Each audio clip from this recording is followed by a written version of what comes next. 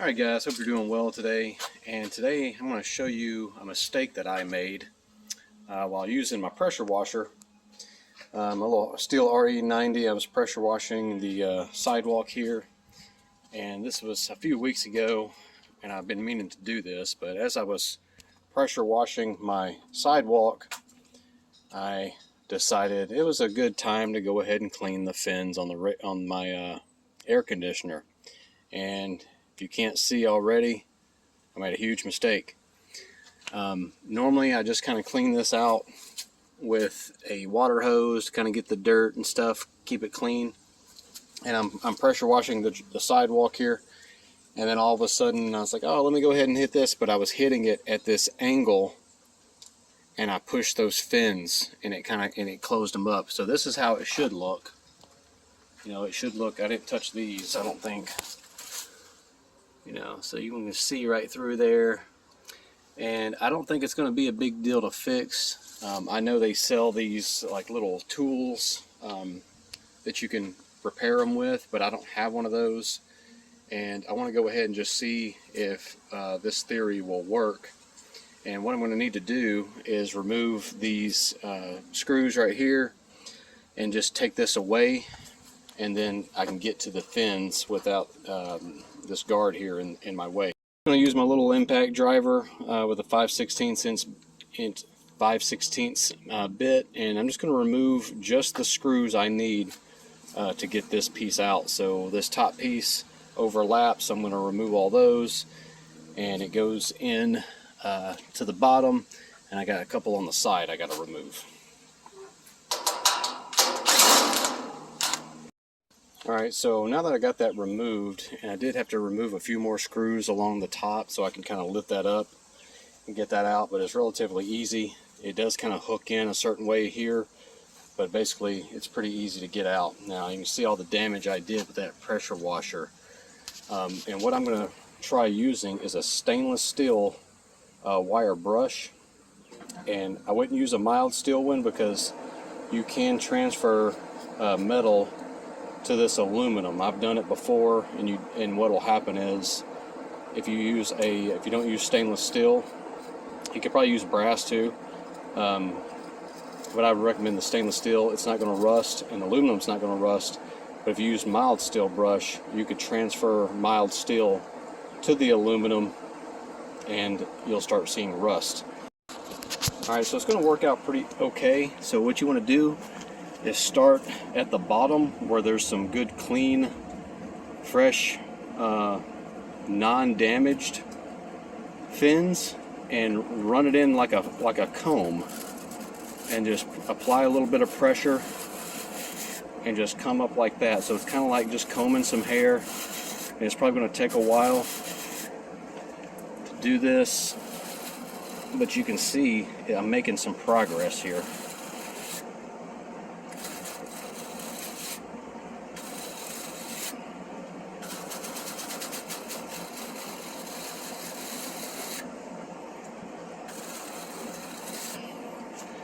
And you can see I'm also collecting a lot of dust, cleaning it out too. So I'm going to go ahead and set up a time lapse and see what I can do here.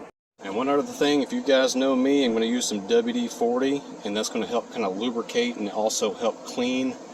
It's going to just help lubricate everything as I do this. I'm going to spray it, and WD-40 is not going to hurt any of this. If anything, it'll help it.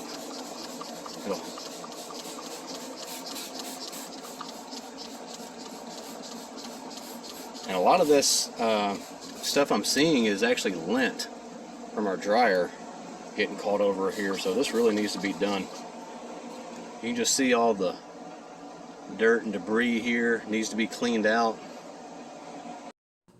I had no idea how well this was going to work, and it actually worked out a little better than I was expecting. But the whole time doing this, I was very mad at myself for getting myself into this situation.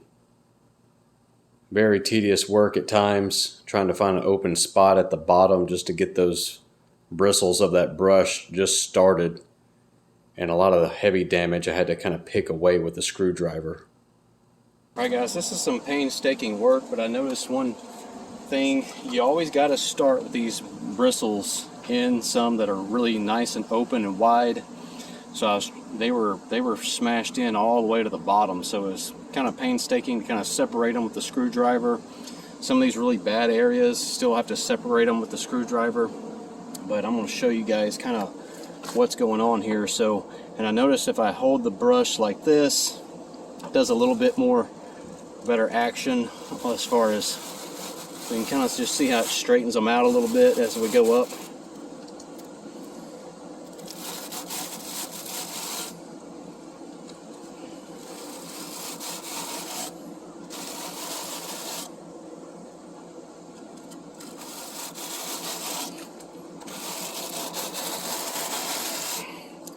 So it's making progress, but I'm just being careful not to apply too much pressure.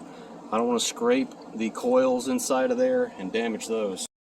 I have seen many air conditioners with similar damage, not nearly this bad, but some pretty bad damage in areas, so I figured this might be a easy way for people to fix it themselves without having to buy a special tool to do it. Well, it's far from perfect, but it's a lot better. It worked out about how I expected it. It was kind of tedious. I got some pieces, top part on the top I need to kind of brush on out, but I'm going to have to kind of hold this up out of the way to get those top pieces a little bit better. This is how I normally clean it. I'll just spray some degreaser in there, and then I'll take a water hose with just a regular nozzle and just use kind of like a mild straight pressure water to kind of get in there and clean away all the dirt. It'll build up pretty bad, but keeping it clean helps it move that air through there a lot better, keeps the unit working good. Just do not apply pressure washer pressure like I did. It just completely was not thinking about it when I did that. But just mild water like this is perfectly fine, not going to hurt anything.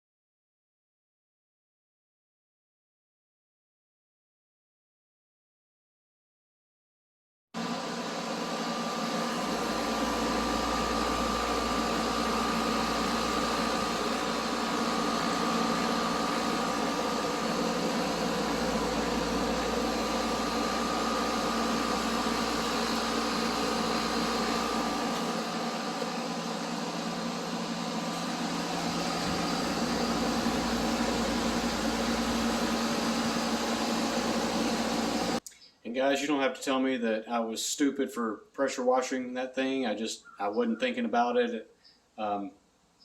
Just one of those things. Now, I have seen a lot of air conditioners over the years that had very similar damage, you know, whether it had been from someone cleaning it or kids messing with it or whatever.